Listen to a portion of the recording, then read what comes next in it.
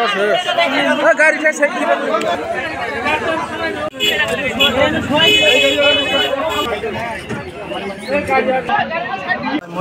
চাকপাটাৰ পৰা আহি আছিলোঁ, চাকপাটাৰ পৰা মই গোসাইগাঁও আহি আছিলোঁ।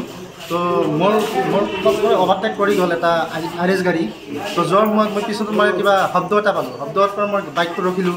বাইকটো ৰখাৰ পিছত চালোঁ যে মানে এই গাড়ীখন যায় কিবা বলেৰ' পিকআপ এটা গাড়ী আহি আছিল। সেই বলেৰ' পিকআপত মানে যাই খুন্দা খালে। তো খুন্দা খোৱাৰ পিছত মই বাইকখিনি ৰখিলোঁ তাতে।